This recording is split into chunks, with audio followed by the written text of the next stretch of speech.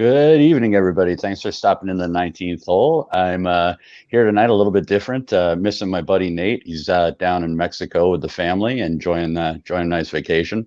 But taking his place this week, somebody we all know and love over here at In Between Media. It's the king of hot sauce, the titan of chalk, live from sunny Northern California, the one and only Bo McBig Time. How you doing, Bo? I'm doing great. I'm off work. I got a bevy on my side. We're talking golf and spirits. I mean, this is right in my wheelhouse.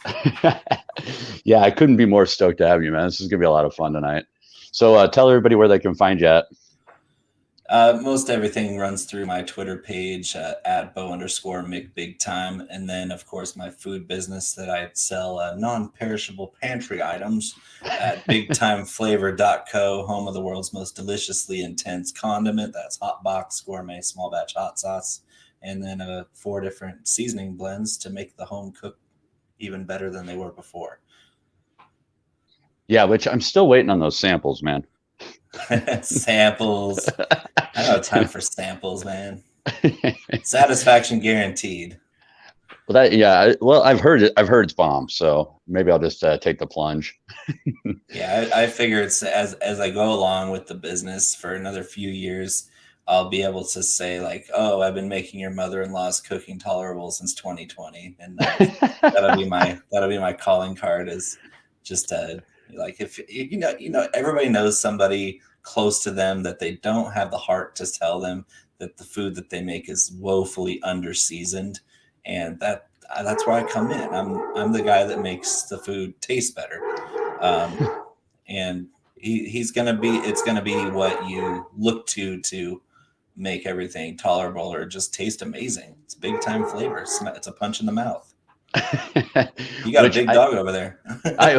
Yeah, like we made it through the entire last show without a peep out of him.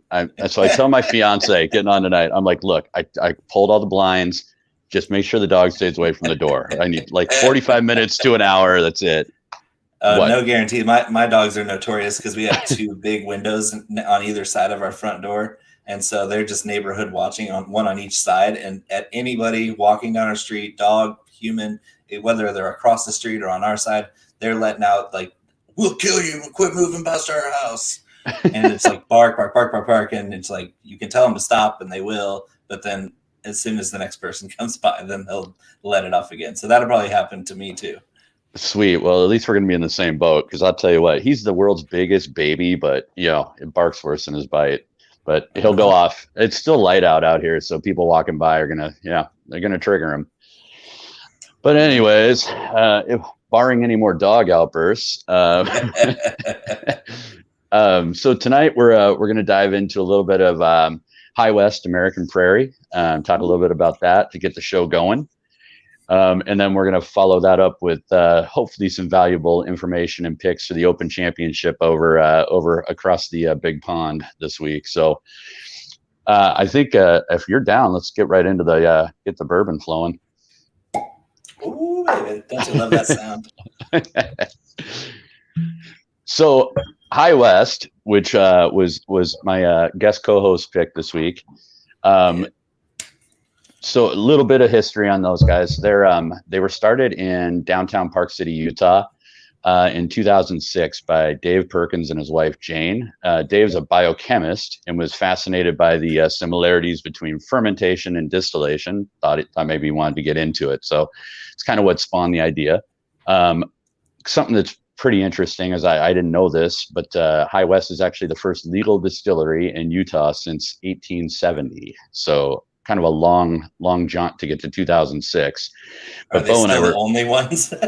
I couldn't find that, but I think they are. I can't think of another one. Can you? No. I was shocked when I saw that. And we were kind of talking about it. I mean, Utah is just one of those places that, and I haven't been there in a while, but notoriously difficult to get anything to drink if you're thirsty. So I remember hearing that about High West the first time. We went out for our homies in Utah. Absolutely. Yeah, they're struggling, man. They need it more than we do. Jeez. But anyways, yeah, so High West was basically started in downtown Park City, like I said, in what more or less is a garage. Nowadays, it's a tasting room and all of that. But They've got 4 facilities now, kind of spread out. All of them are kind of more wilderness in tune. And what's really neat about the bourbon we're drinking tonight is American Prairie is actually named after the American Prairie Reserve, which is eventually going to be the largest wildlife preserve in the lower 48 states. It'd be about 5,000 square miles, which will be, just for reference, a little bit. Yeah, it's freaking huge. It's going to be bigger than Yellowstone, Yosemite, and Grand Teton National Parks all combined. So that puts it in perspective a little bit. Robbie, shout out Robbie. I haven't been to Utah, so I'm not gonna make a comment. But I've heard from everybody that yes, it is hard to get a nice sip, of anything good to sip in Utah unless it's clean water from the Rocky Mountains, or don't drink from the Salt Lake. It's pretty salty. You can catch some good snow there too if you're into the snow. But that's about the extent of. I live an hour from Lake Tahoe, and I still have never been skiing or snowboarding my entire life. I'm not about the snow. I think I'd be more like the guy that's next to the fireplace in the lodge of the ski resort with one of these in my hand. But yeah, you're not going to see me renting any skis anytime soon. No, man, I pretended to snowboard for a long time, and we spent more time in the lodge. See, you're my people. I knew you were my people. Yeah, see, just why lie about it? I bought all the equipment. I looked the part, but the only thing I do well is drink, so might as well keep rolling with that. Yeah, I'm a summertime Tahoe guy where I just go up and play golf. Yeah, see, you can talk me into that, no problem. Oh, yeah. All right, so what do you say? You want to get into it? Yeah. I like the nose a lot. It's really, that vanilla is really strong. The caramel is, I think, a little underwhelming, but it's that vanilla really takes over, and I like that. It makes me want to go right into it.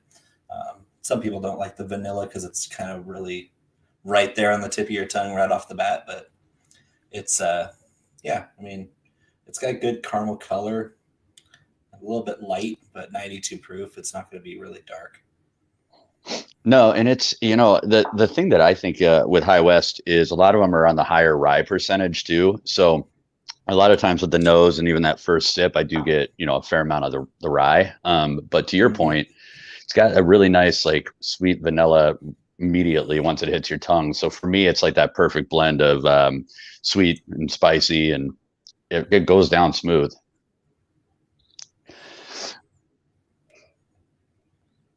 The other things that I get on the taste, probably like a little bit of like almost like the floral and honey mix. Yeah. Kind of yeasty almost. I don't want to say like banana, but like you normally get with some beers, but it's got a little bit of yeasty bready taste to it. Kind of, for me, it's almost like that Irish whiskey shortbread kind of thing to it. Where it's not like, you're like, oh, the bread is rising, but it's got a little crunch to it. Yeah. Totally. But the rye spice is definitely there. I'm definitely a rye biased person. Like, I have just as many rye bottles in my cabinet as I have bourbon. So this is surprisingly good for a $30 bottle. Yeah, I totally agree with you. And the rye thing, like, Nate's your boy for that. Like, whenever he gets back, we could do another rye, but he doesn't need to come back to Mexico. I got this show on lock. Yeah, we'll let him dial in with like a sombrero every now and then. Just say what's up. Well, I even wore the same hat that he wears all the time. See that? Yeah. Look at me, I'm Nate. You got to pull up a Red Sox banner in the background and get a lot of hate from people. That's all you're missing. Yeah, I have San Francisco Giants stuff. I'm sure there's plenty of Giants haters out there too, but they can let us know. But yeah. So good stuff. It really is good stuff, and I think this is a solid sipper. Like, you could definitely throw this in a cocktail, but I don't even feel the need. It's got a nice finish to it. It's not overwhelming. It's kind of citrusy. Yeah, it's definitely a step above what you'd just be mixing. Like, you can mix anything like a $20 bottle or below. Like, you get your Wild Turkey 101 is good by itself, but it's even better as like a mixer or on the rocks. And this seems a little bit classy for that method. Yeah, I couldn't even see throwing rocks in this. I mean, it's a pretty mellow sipper. Like it's got a good like burn to it, but it's not horrible at all. It's really just the rye spice that just kind of burns. Is the 92 proof is like right in that sweet spot. Totally, yeah. I'm absolutely tracking with you. I feel the same way. Oh, so. Look, Nate's watching too. Hi, Nate. I'm not scared. You're like thousands of miles away. Yeah. And I think he's actually closer to you right now than he is to me. So yeah, come and get some. I got time today. And you're gonna have whiskey on your side by the time he makes it. So oh yeah, he wants to come over just for tacos and whiskey. I know that. That makes two of us. I'm on my way right now. Finish up here. Yep, let's wrap it up. All right. Well, yeah. So that's kind of like Bo said. This guy can be had usually somewhere between the neighborhood of $30 and $40. Keeping with the theme of the show. Pretty readily available most places. If you haven't tried their stuff, they have a pretty good line. They got 4 or 5 different ones. They've got higher rye stuff. They've got stuff that's like borderline smoked or peated tasting. Mm-hmm. So a lot of things to try in their lineup. And most of the time you can actually find pints. So like if you don't want to dive in on a 750 of it, grab a pint and just take it for a spin, see what you think. But I'd stand behind it. It's pretty good juice. Yeah, I've heard a lot of good things about this one as well as their double rye. They have a double rye that's to die for. And so, yeah, that's if you're just looking for a nice High West sampler, I believe Costco sells a 3-pack of the 375 milliliters in a pack for like $85, which is a pretty good deal. It's a really good deal. Just looking to try them all out. Yeah, because some of their higher end stuff does get a little more spendy too. So like getting that kind of a deal on three pints is pretty good. Yep. All right. What do you want to hop into the course? Yeah. Before you say where the Open Championship is, all I gotta say is that I'm appealed by the name of the town that the course is in. Yeah, immediately I know that this course is in Sandwich, England. You're damn right. It's in Sandwich, England. And that I've been cracking up about Sandwich that. Himself. They could probably use some of your hot sauce, I bet you.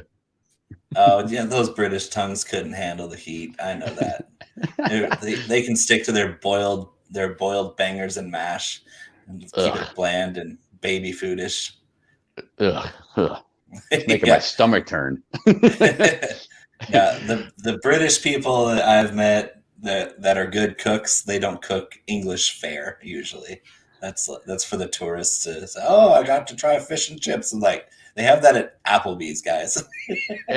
And seriously, it's more geared towards our palate here. It's probably better here. Yeah.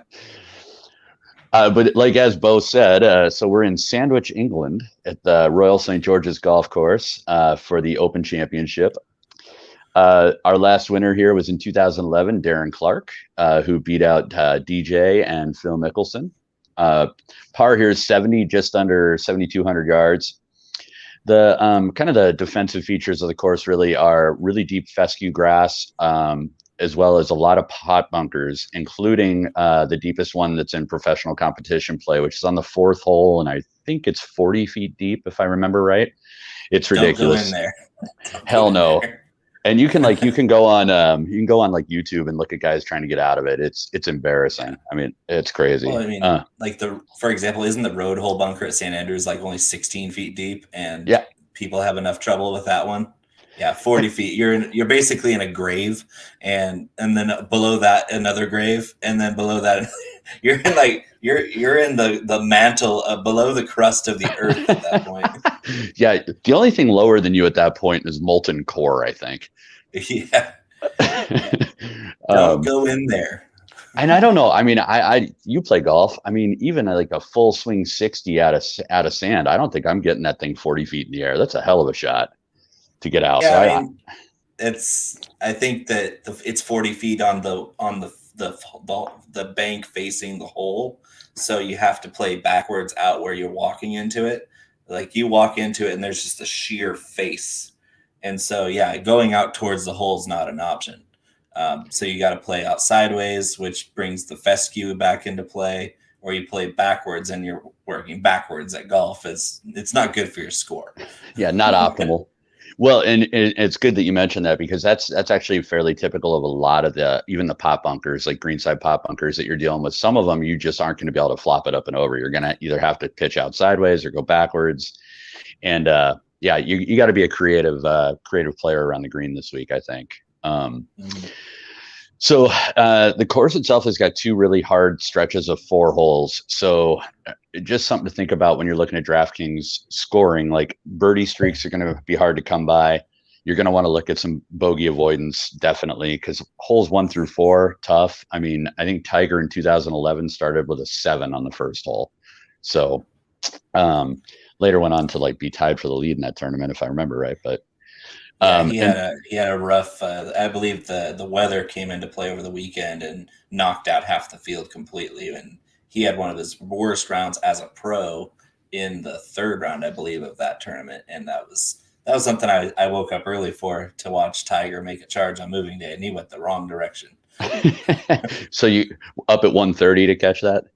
Yeah, it was pretty. I mean, I might have even stayed up, because over there it's 8 hours ahead, so you have to really plan it out. And I mean, the East Coast doesn't have it quite as bad, but it's definitely different when you're dealing with time zones. But it's a major, and I don't play a ton of DFS golf, but I do play the majors and I do play the West Coast swing because I'm more familiar with the courses. But yeah, the Open Championship is special, and it does take a certain kind of player to win at Royal St. George's. I know that. Absolutely. I think this is going to be an awesome tournament to watch. I'm really looking forward to catching it, and it's fun to wake up to golf like it's already running. So I definitely am pumped. To finish that thought before I lose it, so you got your first 4 tough, 15 through 18 coming home are also tough. So really the back 9, the name of the game is more weather in the storm. Your scoring opportunities really are right there, kind of the meat right in the middle of the day. So just something to think about. And then, typically this course is known for playing like super fast and super dry. So far, everything you can find or read online, it's relatively wet, and it's a lot slower than what they intend it to be. Now, that being said, we're probably going to have 17 to 20 mile an hour winds starting Thursday through Sunday-ish, and that can dry it out pretty good. And that's substantial too. Yeah, I think it is. But the other thing I was going to say, because wind is kind of my next point, I don't know that that's as tough a wind as they always have to deal with. Like, I think 17 to 20 is just kind of is. I mean, for I'd say you would be right if it was above sea level in the United States with the way our courses are laid out. A 1 to 2 club wind isn't going to hurt anybody on the PGA Tour. In Great Britain, Scotland, all those places where the air is so thick, like your sea breeze at 17 to 20 miles an hour is a lot more influential on your ball flight, because you're at sea level. You have a crazy amount of moisture in the air. Even those dry winds are going to be harder to deal with at that sea level position in the links course, especially with the way they line up those tee boxes. 7,200 yards is short by today's standards. And they're going to say, hey, guys, come out and try to muscle this sucker, because it's going to hurt you. You miss a fairway on this course, and you're scratching to get par. You miss a green on this course, and you're basically accepting a bogey or worse. Yeah, and actually to that point too, I didn't really realize this, but I think there's 3 or 4 holes that, like, literally if you are long by even a couple of feet, you're out of bounds or you're going back to a drop area, which is just kind of crazy to think about. If it does speed up and does get firm and fast, like, it's going to be a challenge. Yeah, that wind picks up in a hurry too over there, because it's summertime. If you know, like, places with volatile weather, like England is volatile. It can rain, it can be windy from a moment's notice. And the weather reports over there are basically as useless as anywhere else in the world. Because basically, if you want to know what the weather is going to be like, you ask one of the guys that's lived there his entire life, like born and raised in Sandwich, You would nudge him on the shoulder and say, "Hey, what do you think the weather's going to be like today?" And he'll tell you, but you don't give him more than 3 hours notice. You just wanted to get sandwich in there. Yeah. Yeah. I'll trade you a sandwich for a weather report, old chap. Old chap. Yeah, it's crazy over there, and that's why I'm kind of leaning away from your traditional American player, because it's so much different from the tracks that they play over here. Yeah, and I think a kind of good segue into like what I kind of looked at stat wise, as you and I were kind of going back and forth. I kind of focused on some of the same stuff I do every week, but approach game, accuracy was big. I looked at fairways and greens and regulation. I really took a hard look at strokes gained around the green and scrambling. Like, can these guys get up and down, because they're going to have to. And then bogey avoidance, like I already alluded to. Like, I don't necessarily need people going out and having a birdie fest, but I definitely don't want you picking up any extra strokes, because you might not get them back. And then I did take a little bit of a look at putting. I mean, it's bent grass, so I mean, I don't think it matters as much about the grass or the surface as much as it does about what the condition, like the speed of the greens, is going to end up being. Yeah, I weighted a couple categories really heavily when I was picking my players. One was fairways hit percentage. Hitting the fairway is going to be absolutely essential, because it plays into the next stat that I weighted heavily, which was proximity on your approaches. And these greens, it's a link style course. The greens are going to be massive. We're talking like whole acre greens, where if you miss the green, it's because you were screwed before you even got there. And so hitting the greens isn't going to be as big of a deal, because most of these guys, if they're in the fairway, they're going to hit the green. It's in some fashion. But if they miss the green, they're dead. If they hit the green and they're closer to the hole, these bent grass greens are going to be able to be exploited. But if you're putting from 100 feet away, you're basically in the pot bunker at the same rate, because even 3-putting from 100 feet is not an easy task. No, I'm with you. And I like I said, I think really, again, it's the approach shots, it's the around the green. Mm-hmm. I mean, hey, there you go. That's Rosie. tell her I said hi. Yeah. So as we probably hop into our tier 1 picks. So this is going to be anybody 9,000 and above. Nice. So throwing a few extra ones at you this week, just with the major and all. Yeah, it's another good graphic. Our graphics team. Shout out graphics team. I don't know who did it this week. Louis was pointing like, "Hey, four right," and he still had a smile on his face. I think it's hard for him to tuck those teeth in. It must be. Oh, Louis. Yeah. So my first pick is probably, it's got to be Jon Rahm. The thing with Rahm is I think he's coming out pretty high in my modeling just in general, but I don't think I've seen Rahm on more of a tear than he's on right now. Even when he had to withdraw back, what was it, the Memorial? I just drew a blank, but when he had COVID, and then he turns right around and wins the next tournament, and now he's coming in here hot. I think he's number 1 or number 2 in the world. There's been a little debate on that this week, but tons of stuff to like about Rahm. I mean, his approach game is solid. Putting is always, pretty good. He kind of wavers back and forth, but I feel good about what I've seen recently. He's accurate on approach shots. He's accurate around the green. So and the guy, let's just say for argument's sake, if it needs to stay like low scoring, no problem. If it gets hard, no problem. I think he's just he's $11,300 for a reason. Yeah, and that's obviously the most expensive option on the board by $400 over Rory McIlroy. And his game matches up with just about any course. He's playing as well as anybody. That's why he's at the top 1 or 2 in the world all the time the last year or two. He's playing so well at every facet. But what I love most about Jon Rahm is he rises to every bit of competition. You can see him, he fades away if he's not playing well, because his attitude gets really negative and he'll just kind of give up if he's not playing well. But if he's on, he's really on.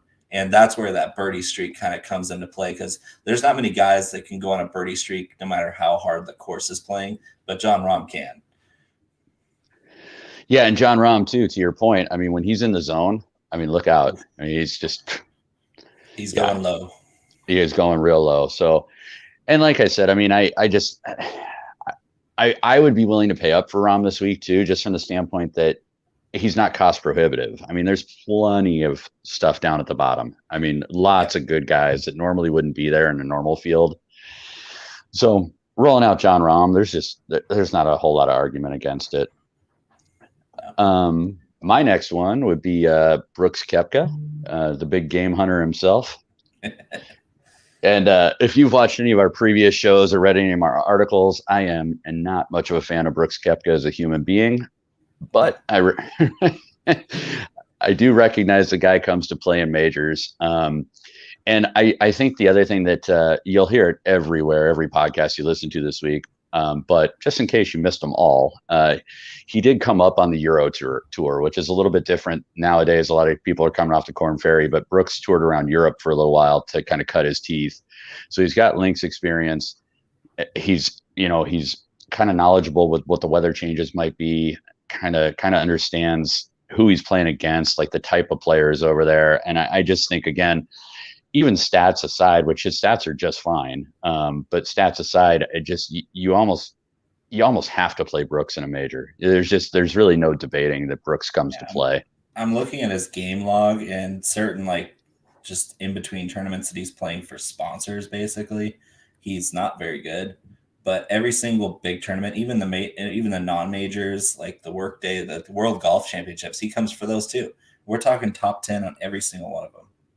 All the big tournaments that he needs to amp up because he's playing the best in the world, Brooks Koepka is always in the top 10. You can basically pencil him in right now as a top 10 finish at Royal St. George's.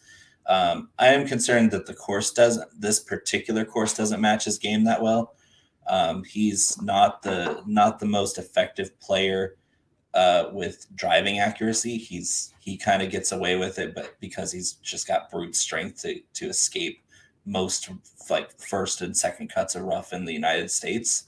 And most places aren't going to be even in Europe, aren't going to be geared up towards Open Championship standards of rough. And I've seen him struggle in certain places where he's off the mark with the driver, and you can't get around Royal St. George's with that. I would agree with you, but the only thing that kind of brought me back to him a little bit was I kind of had the same dialogue going into Kiowa, and then I watch him come out, and I mean, he gave that tournament away, man. That was I really think he could have won that. And if you look at the Kiowa layout, not that it's the same type of course or anything like that, but you look at the potential dangers of it. You got really rough sand traps. You got a lot of waste bunkers. You got a lot of danger left and right of the fairway. You got weird tight landing spots. And he still seemed to pull it together. And I think it goes back to that narrative that Brooks is on a whole different mental level when it's a major. Yeah.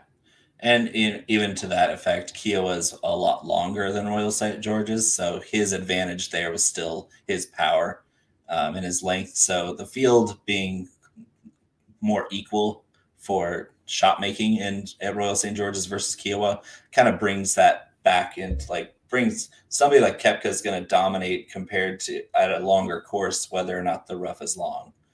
But as soon as you shorten the course and you make that shot making the absolute essential priority, I think it brings the field closer to his level. So I don't hate Koepka in any major because that's stupid to just completely fade a guy who never, ever finishes outside the top 10 in majors. But if I'm spending up, I want to make sure that I'm getting a guy who's not just going to completely screw me. Yeah, and I, but I don't think he's your guy. I think the next three dudes that I could talk about are probably closer to that guy. Yeah. So I'll go to Jordan Spieth next, and the thing with Jordan is he's coming out number one overall in my model, or number two overall in my modeling. So as I'm looking at him, he's brilliant around the green. He's a great scrambler. His putter can go absolutely nuclear. He's got a great approach game. He plays well. He's got good history in open tournaments. I was listening to, gosh, I'm trying to think of who I heard it from earlier today, but I hadn't put the connection, maybe two and two. But he plays really well at Augusta National too. And what's Augusta National have in common with Royal St. George's? Well, tons of undulating fairways, tons of weird lies. So I like the complete package with Jordan, and really, it's hard to poke anything in Jordan right now. Like he was horrible for a long time, but that's just not the case right now. And he's in a groove too. And when you see him put the long game together with that short game, he's up there with the best in the world. And we know he has the major pedigree, just like Koepka, just like all the other top golfers out there. They're built for this exact moment. And if there's a guy who, if I say, hey, Jordan Spieth is going to hit most of his fairways at Royal St. George's, I'm thinking that guy's going to win because his short game is immaculate and his approach game is really good. His putting is probably the best on tour when he's feeling it. And if he's sticking it close because he's in the fairway and there's not a lot of length, if you're in the fairway and you're hitting the greens close proximity, you can score on this course. And that's what's going to happen. Is this course is if you're off the line, you're going to go nuclear the wrong direction. Right. But if you're hitting your spot, if you're hitting your spots, we're going to see a pretty big gap between the leaderboard and the rest of the field, because there's going to be a pocket of guys that just go low while the rest of them are just like hacking it around the course in the fescue. Totally with you. And again, I think it goes back to Spieth just has a vision. Like he like, you know, off the tee, he does struggle from time to time, but it hasn't been as bad as of late. But outside of that, I mean, God, from pretty much 200 yards in, there's not a whole lot of people that can mess with him right now. No, so he's definitely in a groove, which I definitely like going into this. My next one's Louis Oosthuizen, who I don't usually gamble on Louis because, you know, Louis is always live to withdraw. But this is a major, so I'm going to assume Louis is going to leg it out. And I think Louis has more runner-ups than any other golfer in the history of the tour. So one of these times, Louis is going to come through. And there's a lot to like about Louis. I didn't know this stat, but as I was looking through, I think the last time Louis lost strokes putting was like back in like August or September of 2020. Like, Louis, he's incredible. Yeah. He's money in the bank. And he's another dude that just has good scrambling game, good bogey avoidance. I mean, he's in the top 10 for damn near every stat that I looked at this week. And again, the around the green game is just solid, which is one of the things that I weighed heavier. So I like where Louis is trending, and I don't see any reason why we can't get another runner up this week. Well, no, and the thing with Louis is you don't expect him to win outright, because as we've seen, he can definitely hang with the best for a long, long time. But there's always something on Sunday that he either gets beat by a guy who just goes super low, or he gets to the very end and he just kind of he freezes up. And he misses a ball way right out of bounds, or he locks up an approach and chunks it. And you're like, where did that come from? Well, Louis felt the pressure on the back nine of Sunday, and that's what killed his chance to win. But he's always going to be there. And especially the Open Championship, he's not a European. He's from South Africa, but he plays a lot of European tour. And these guys have an advantage because they play more links style. They know how the air is. They're friends with the caddies at the course. That it's just familiar to them. And you can't count Louis out. I think he's a little too expensive this week for me. I think if Louis was kind of in that mid eights or low to mid eights, I would be all over him. But at 92 or 93, I'm out at that price. It's just I'd rather spend this 100 less for probably the next guy you're about to bring up, and that's just more how I feel. Is Louis is a good pick, but his value isn't there for me on DraftKings. Yeah, the price is probably the only part that's really got me kind of hemming and hawing about him. But I probably am going to play him, and I built a couple lineups with him, starting on him, and I like the way they turned out. So, but to your point. The next guy, Colin Morikawa, was my second man in with all those. He's my favorite. He's the guy I'm going all in, 100% exposure on. And what I love is the news cycle this morning, where they were reporting directly from Colin himself that he was struggling with ball striking on this type of grass. The bent grass fairways were a little different for him, and he was spending extra time trying to hit those famously flush iron shots that he's known for. And even a little bit of doubt like that for Colin Morikawa going in just lowers his exposure and his ownership percentage in these tournaments. And so I'm all over that, because at 9,200, I think he's going to be right there, and he's got the firepower to go low any day. Yeah, I'm totally with you. And for somebody who's an elite ball striker, the best of the best, he's right up there. There's not a whole lot of guys that can hold a candle to him. And the other thing that I kind of ran across on Fantasy National was he's a guy that actually plays better on tougher courses, better in shittier conditions. So, yep. I mean, and yeah, I'm rooting for him anyway. He's a Northern California guy like me, so it's easy for me to root for a guy, especially when he's just so pure at the type of gameplay that it's required to win at a place like Royal St. George's. Colin Morikawa I'd be shocked if he's not in the top 10. Yeah, I'm with you. I just don't see a way that he doesn't get there. So, and I like him a hell of a lot better than a lot of people are talking about Victor Hovland, and I take Morikawa over him all day. If Hovland hit fairways, I'd be all over him too. But if Hovland gets a 9 or 10 on a hole because he couldn't get out of the fescue, then we'll know. Right, no doubt. Or if he gets sand in his eye again. Oh God. So the two guys I want to talk about, Rory, not because I'm a big Rory truther, but just in general, Rory has excellent US Open history. He's been practicing his ass off. He got the kind of kicked the cobwebs off a little bit last week. Didn't play super impressive, but Rory's just live to pop off anytime. And I'm just never going to have one of these shows where I'm going to tell you to fade Rory. Like, play Rory, no. But don't fade him outright. Just limit your exposure to him, because he's going to go one way or the other.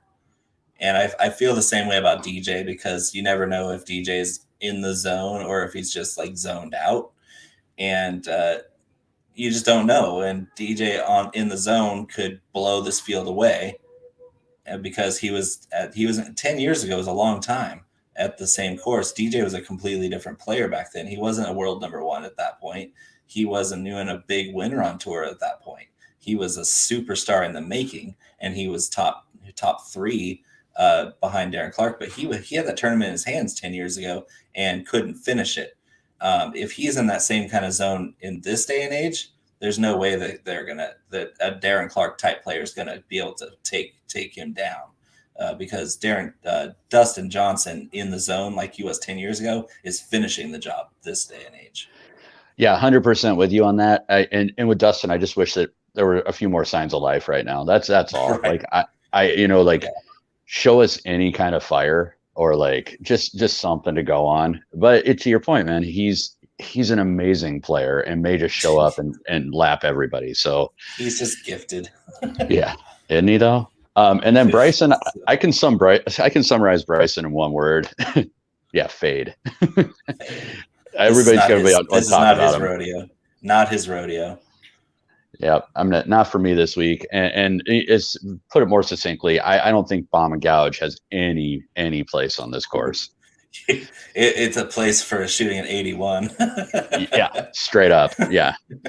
All right. It's going to be really tough for a guy like Bryson, because he's, like you said, just Bomb and Gouge, and you can't, like, the old guys with Persimmon Woods would score lower than Bryson style on this course, where it's just like hit a low draw, let it run through these fast fairways, just pinch it, run on the green, make a couple putts, and just get out of there with a par. But Bryson's going for birdie on every hole, which works at a lot of places. This isn't one of them.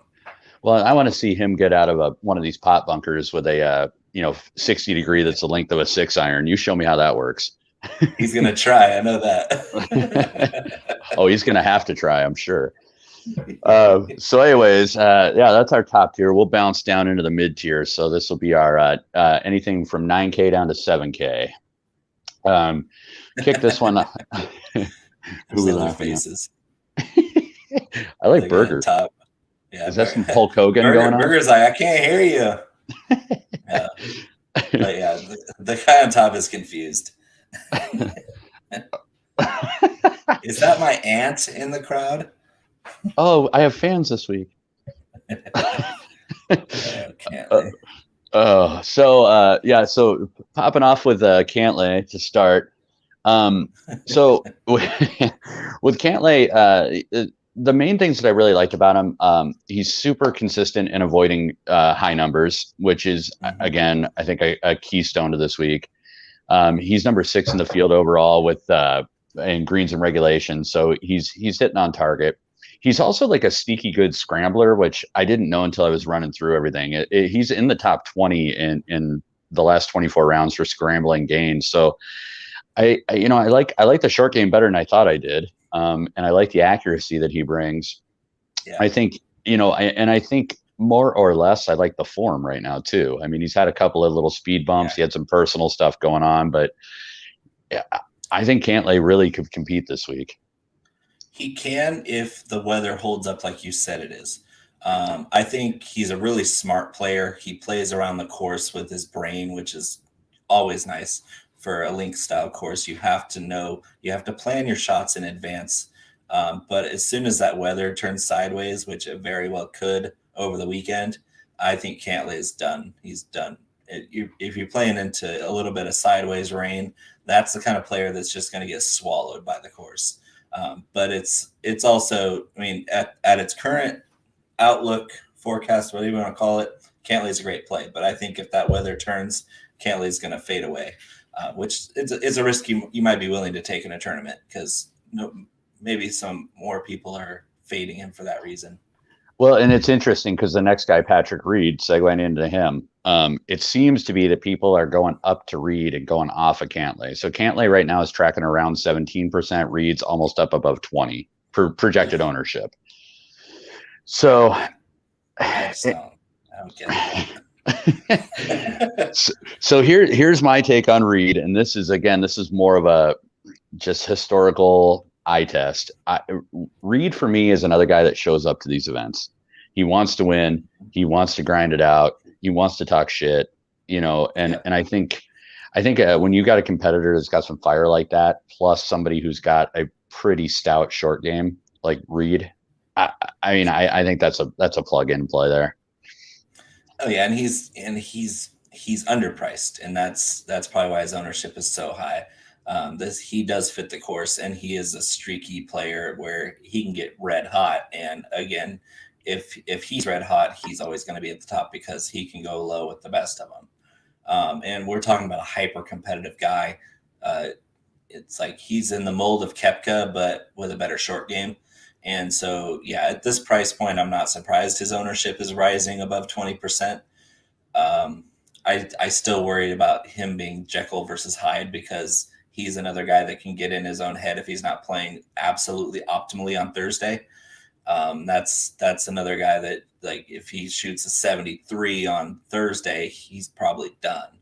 And he's not going to be the one that kind of claws back in. He's probably like, all right, I'll just finish my round on Friday and head back to the States. Go back to Georgia. But yeah, I worry about that a little bit. But again, if you're playing tournaments, which most of us are for golf, it's kind of the risk you want to take. But it's kind of I want to kind of weight it a certain way where I don't have too much Patrick Reed because he is kind of a spend up option, even if I'm saving money. And if I fade him, I'm fading 20% of the field.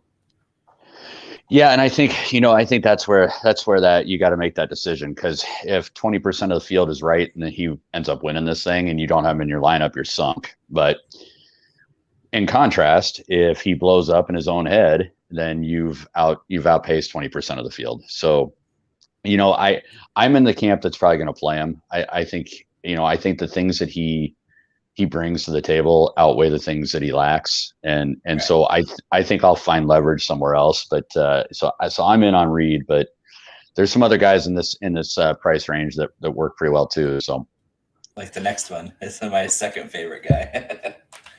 And I'm right behind you with this. arguably recommend this dude too much. But Abraham Right. Answer. Viva Mexico. Shout out Nate. He's down there in Mexico right now. Probably Yeah, going to be rooting for Abraham too. Nate needs to find a bar and go hang out with the locals. Yep. So Answer. There's a couple of things right off the cup that I like. First off, he's coming in super low owned, which I'm really surprised about. He's only trending at about 8.5%. So for all of our dozens of listeners, don't tell your friends. Don't tell them about the Mexican guy. But, and I know I'm not telling you anything you don't know, but Answer is super accurate. He's a good wind player. He has the ability to hit low ball flight when needed.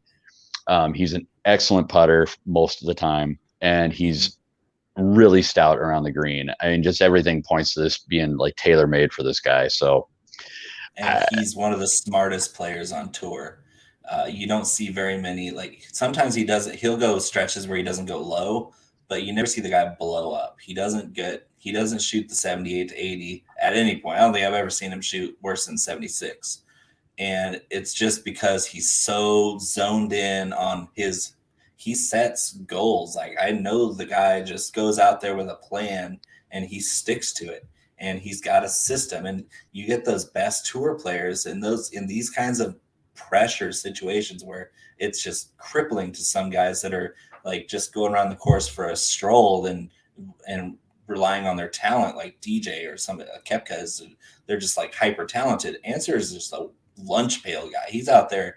I'm going to have a plan because I'm not as talented as these other guys, but if I play my best, I can beat them. And so he'll go out there with the mission of just shooting a certain score and then building on it throughout the week. And I love that about this guy. In this kind of environment, he's exactly what I'm looking for. And the price isn't bad, and the ownership percentage is out of this world amazing. So I'm going to be 100% in on Abraham Answer. No, I'm with you. I mean, everything I've built so far, I've got him. I mean, it's a guy I've been behind all year for all the reasons that you and I both said. I love his backstory. I love him coming from nothing, hitting into dust bowls in Mexico. Like there's hungry. Just, yeah, it's a guy hungry. That like, man, you just want to see him get it. So here's hoping it's this week. And he's got the tools, man. So we'll see what happens. Viva Mexico. Viva Mexico. The next guy I won't spend a ton of time because literally everybody and their brother has talked about him all week, but it's Daniel Berger. So Daniel Berger is a blatant misprice. I mean, there's no ifs, ands, or buts about it. I do feel like it could potentially be a bit of a trap. Berger may go out there and be top 10, no problem, or Berger may be 150th in the field. So I would play him, but just know he's going to be super high owned. The benchmark or the keystones to his game really are his approach and his greens and regulation. And he does have the ability to flight the ball down a lot. So if it does get windy, his value does go up. But if the conditions don't change drastically, like he may not have the chops to hang with some of the boys that are going to go ultra low. So those are kind of my thoughts on Berger. I don't love the ownership, but again, at $7,400, there's not. Harris English is probably your closest in price, and I want to believe that Harris has found his game again, but he's been volatile all season. He'll either go out and win, or he'll. And let's go back to that Kiowa comparison where length wasn't an issue because Berger's a long hitter, but Kiowa ate him alive. Like it was ugly. Berger was a favorite at Kiowa because his game supposedly matched up at the course. And I agree his price is way too low, but I'm a full fade on this one because there's just too many similarities between Kiowa and Royal St. George's, and his length won't even be an advantage on this course. So if he can't hit fairways, he is done, and he's not going to score well here. It's gonna be a rough go for him. And of course he's talented enough to go low at any course if he's feeling right, but I don't like him at all in this and on this track, on this stage. He hasn't shown a lot in Europe at all, so I'm I'm saying Daniel Berger for me is out. Like I'm going to look elsewhere because there's plenty of value in that same range with guys that I think fit better. Well, and I know that there's 3 or 4 guys in this range that you had that I didn't. So fire a couple of those at me. So the main one for me was Brian Harman is one of the guys I'm going to be mostly exposed to. I mean, he's a short hitter, but length isn't going to be an issue here. He's one of the most accurate drivers on tour. He's playing extremely well right now. And if there's anything that you want to look to going into a major, it's how hot are these guys? Some of these guys aren't hot at all coming in like Dustin Johnson, so you kind of worry about them. But Brian Harman is scorching hot right now. He is at the top of every leaderboard. He's a straight hitter. He's a great putter. And that's what you're looking for. You're looking for guys that match the course with their skill set and that are playing well coming in. They're riding high on confidence. And as a golfer, if you're not confident in what you're doing at that moment, it's uphill. You can still overcome it, but it's harder to do so. Harman is at the top of his game right now. And so I'm not going to have 100% Brian Harman because, I mean, the European track, like I said with the other guy, if the weather turns, Harman might get swallowed up by this course. But if the weather stays decent, Harman's going to be there. Well, and with Harman too, just a quick thing that I actually kind of like if the weather maybe turns a little bit is he's from Georgia. Yeah. So he's got some experience with some coastal courses and some high wind stuff. And again, that Kiowa archetype, I mean, you know, that's a lot of the stuff these guys play. So I've heard a lot of people kind of talking Harman down. And to your point, he's playing hot. And I think coastal stuff or windy stuff, if you want to play that narrative, I don't see it being a challenge for him. You know, for me with Brian Harman, because I do kind of like him. I went and looked at his stats. I mean, dude, there's just nothing. He's not failing at anything right now.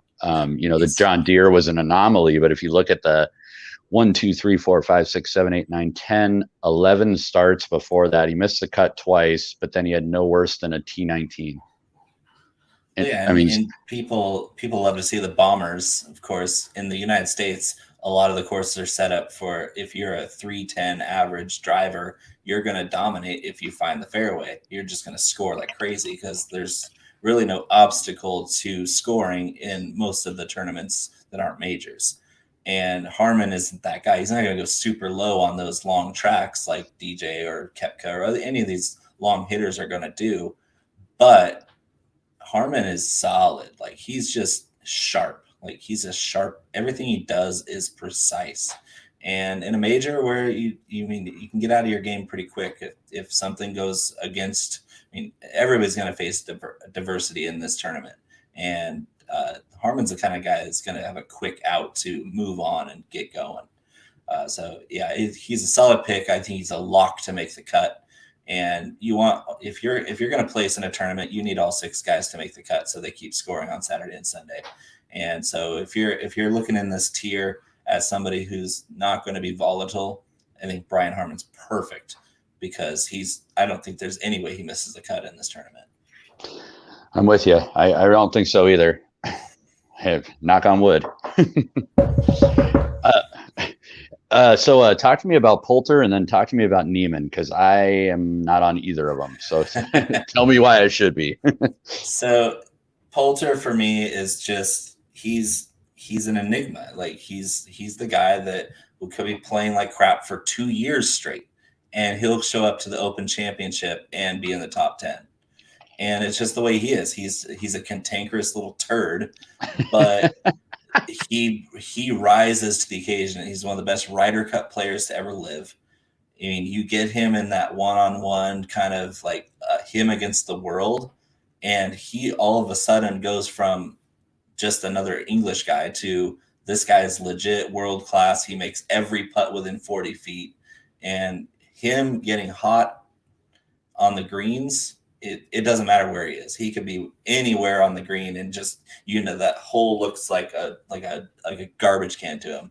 And so he's a guy that I see as a big time sleeper that you don't have to spend a lot on because he's an Englishman. This is basically a homecoming. He's going to have family and friends there. He's going to have every bit of motivation to pull the rabbit out of his hat and show what he can do for the home crowd.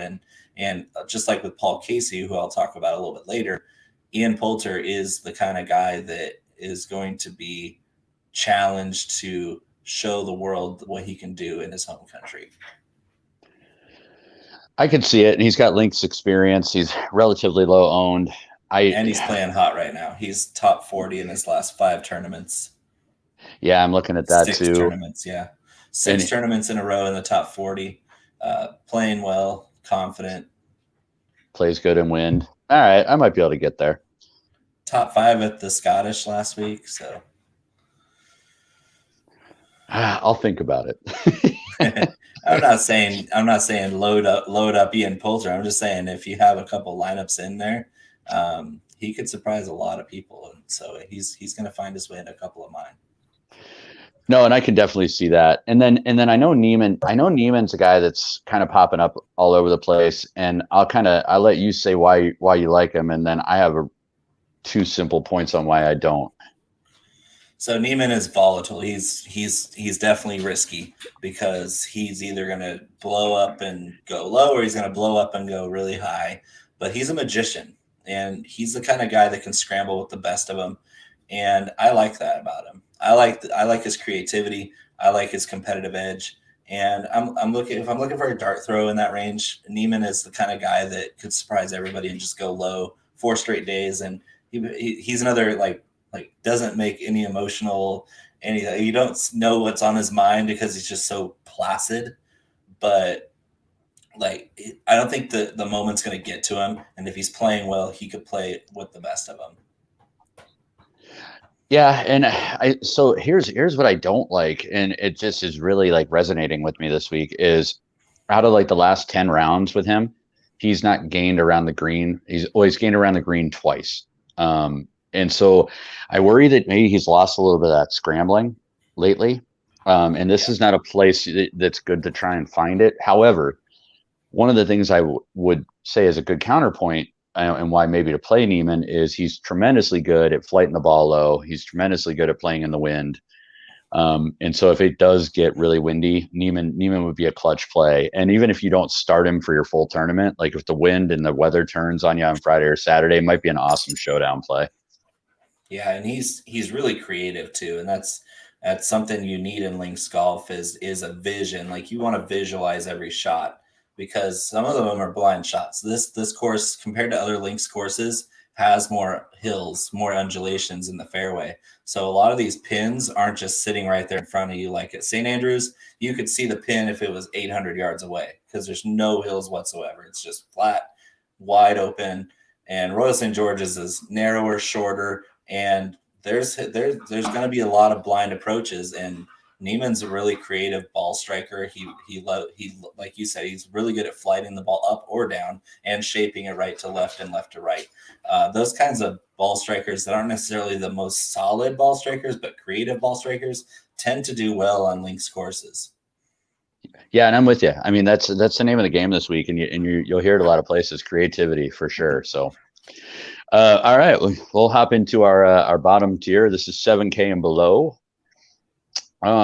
This one, for me, a couple of guys that I'm looking at that are more of a feel than anything would be Kisner, Kirk, and Tringali. So those are kind of my 3 in this range that are kind of more of a feel, more of a eye test type of situation. We're talked about Kisner for a few weeks now, and outside of him being an amazing putter and a good scrambler, the rest of his game is just kind of a little suspect off and on. So Kisner, if you really want to run the narrative of we're going to be scrambling a lot, we're going to have to get up and down, we need solid putting, Kisner's your dude. And then Tringali, I just like the ball striking aspect. So if the wind does stay down, I like what Tringali can do on approach and ball striking. And then Kirk is 100% at this point, kind of a gut. I just kind of like what he's doing. I like the story with him coming back from alcoholism, all that stuff. It's just a feel good guy. And I always have one of those every week. Yeah, I like Kisner. His tee to green is pretty rough. So if you're dealing with a course like, and he's somehow finding fairways, which isn't known. He's not known for that. If Kisner is striking the ball from tee to green better than average, he's definitely in play, because the short game is pretty solid. But yeah, it's like the gut on Kirk. I don't get that one at all. I don't want anything to do with that guy. Like, I mean, I like the guy, but yeah, I think these types of courses you're dealing with a fragile state of everybody is on the same edge, and some of them are going to be able to climb it, and most of them are going to fall off. You want to And I hear? don't You know. want to hear some stats on Kirk though? Yeah. Okay, so Kirk has gained strokes in his last 15 of 16 tournaments on around the green. He has only lost strokes putting 3 times in the same span. And his tee to game, he's only lost strokes 3 times in the same span. So he's Tee to playing green. well. So he's playing well, and his last finish was a 12th at the Rocket Mortgage. Okay. I mean, he's a dart for sure. Yeah, the link style European course. I'm apples to oranges there. I mean, I'm putting less weight on how they're playing coming in than other things. It's definitely going into consideration. I might throw Kirk in there just for shits and giggles because Connor told me to. Feel good, man. Feel good. But I feel better about Sam Burns. Sam Burns is a competitor, and it's a major. You want guys that are going to get up for that major championship, and good or bad, he's going to try. He's going to be the guy that's really driving to go low, even if it's to a fault, because we've seen him implode plenty of times where he was on a birdie streak and then he hits a triple bogey, and then you're like, oh, what was that? Oh, that whole birdie streak was all for nothing. Thanks, man. But yeah, I mean, I'm a big fan of Sam Burns when he's on, but when he's off, it's nuclear. He's a guy that I just can't trust. But I mean, if we're looking at just kind of spending down and getting a flyer in a tournament to possibly win, he could very well do it.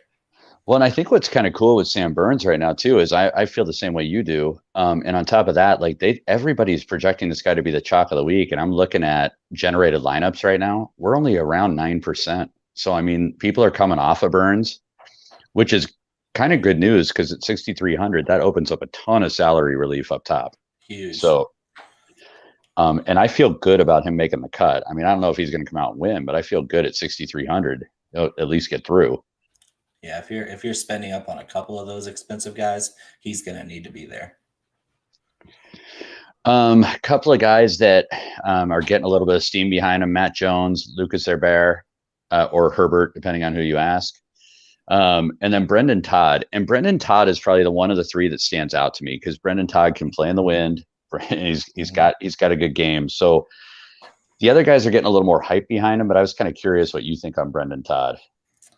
I like Todd more than the other 2, just like you. Matt Jones, come on now. It's like you can win the John Deere Classic a couple of times, but that's yeah, no thanks.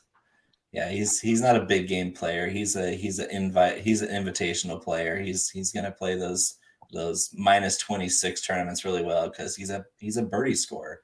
And if you're looking for a birdie score, Matt Jones is perfect, but that's not going to happen this weekend. I don't think so either. Luca Herbert, he's okay. I mean, it's not on my radar for any kind of tournament right now. But I mean, he's got the hype because he's flashy, but I just don't see the track record to really support that. Brendan Todd, like you said, he's a wizard when the conditions get a little crappier. I mean, he almost probably withdraws from tournament if it's sunny. He goes out there and like, my trick knee is acting up. It sounds like I'm going to win this tournament. Got a neck cramp. Yeah, I was like, ooh, I think we're gonna be good this week because, yep, it's definitely windy enough for me to play well. It's ridiculous too. Like I looked at the wind metrics, like the average strokes gained by wind, and windy AF conditions. He's like 600 times better in the wind. It's like insane. He was born in it. He was molded by it. He's the bane of the wind. No doubt. So yeah, so that's kind of our bottom 7K tier. And then getting into our dart throws for the week, which are going to be a little surprising, and I'll probably have to explain why I think they're a dart throw. JT can't believe it either. No, JT is in shock. He's like, "Are you kidding me?" JT is going to show up to my house and kick my head in. So with Justin Thomas, kind of a couple of things, and this is again kind of an eye test or kind of a reading between the lines bit with him, because it's not like anything about him is jumping off the page negative. Putting leaves a lot to be desired. Fairways gained right now leaves a lot to be desired. But overall in my modeling, he came out like 35th. I mean, not atrocious. He obviously is an excellent approach player when he's on. He's a good scrambler. He's actually pretty creative around the green too. Like some of the shots that he can pull off are pretty downright impressive. But when I watch a guy play and I watch him top a 3-wood when he's in contention, like that just screams to me like maybe my head's not all there, and I might be reading into it too much. But I think ever since he, his dad or his grandpa or whomever passed, grandfather passed, it just seems like he's almost like up and down to a point where like maybe he needs a like psychologist or something, because it's very up and down with him. Like he's an emotional wreck, and then he's eye of the tiger. And so I just don't know which Justin Thomas we're going to get this week, and it just $9,600 or 9,600 is a lot to spend to find out. Yeah, and he's another guy where you don't know who's going to show up, but he's always going to be the guy that's always been the best golfer on his team. He's always been the best golfer that he knows. One of the most purely talented golfers on the planet, Justin Thomas. He's always been that guy. He's always been the captain of the team. He's always been expected to win. And like you said, he's not the most intellectual player. He's an emotional player, a lot like Rahm, but Rahm I think goes around the course a little bit smarter. Thomas, if he's feeling good, which I don't really see that this week in this kind of out of box environment. We're talking about another Georgia kid that was more sheltered growing up in the South. Like he's the white country club kid in the South. That's as privileged as it gets. Mm-hmm. And you go to England or Europe where everything is complete opposite of that. It's a little bit shell shock, even if you're used to it. Like he's probably used to going over there every year the last 5 to 10 years, but it's still a culture shock for going over there and being able to zone in on a golf game when he's not exactly that type of player anymore. I don't have a lot of trust that he's going to be the guy this week. No, and that's why he made the dart throw this week. He's definitely somebody who could come out and just be firing on all cylinders, and we're all going to sit there going, yeah, that obviously Justin Thomas. Yeah, he's really good at golf. So, I mean, what were you thinking? Yeah. Conor told me not to play Justin Thomas. You heard him. I said play with caution. But yeah, now I'm regretting that choice already. And then Max Homa a lot though. Yeah, I do too. And a couple of things that I saw with him, he's actually a much better win player than what I would have thought as well. So if we go that narrative, that I think he can definitely help save your lineup a little bit. I like where he's trending at. He does have a few missed cuts in there, but he's got a lot of like, top 10 or better that pop intermixed with the missed cuts. So depending on what Max Homa we get, I mean, he does have a good around the green game. He's generally a good approach guy, generally good, complete tee to green. And like I said, if the wind kicks up or the weather gets worse, then his value goes up. So, he's 108th in my model, which is why he made the dart throw. But then when you start deep diving into his stats, I mean, he's got a lot to like. So it's $7,100 and probably minimal ownership. I think he's actually a pretty good play from down there. Yeah, and if you're looking for that guy that could go on a birdie run, he's one of them. He's a guy that when he's feeling it, he can go on a crazy stretch, and that's why you see those top 10s in the model, because he's just like he's either really off or he's really on, and you'll see him at the top of the leaderboard challenging guys. And He's a dart throw. He's a perfect dart throw because he's a birdie machine when he's on, and you kind of want that because you get lots of points for birdies. Especially if you can get them in a row. Yeah, 3 in a row is beautiful. Yeah, so we'll segue right into our last call for the night and let everybody get out of here. Oh, it's so bright. Yeah. It was almost painful picking him, but it's completely justified.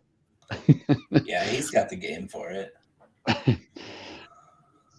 So my man Ricky Fowler. Ricky's a guy that I've loved for a long time. I think he's a fun guy. I think he's a very respectful guy. He's a guy waiting off every 18th green to congratulate whoever's winning.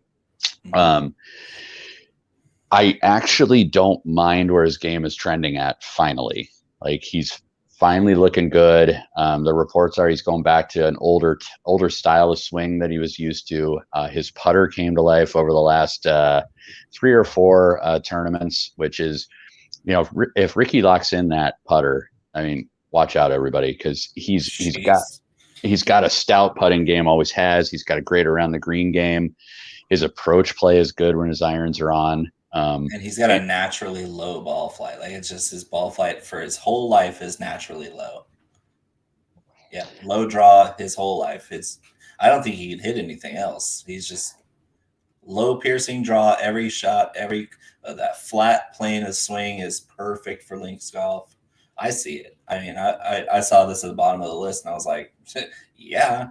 I mean, if he can make anything on the greens, dude, anything at all, and you're going to be right there. And he's got to win. I mean, I think this is his last exemption. So he needs the win.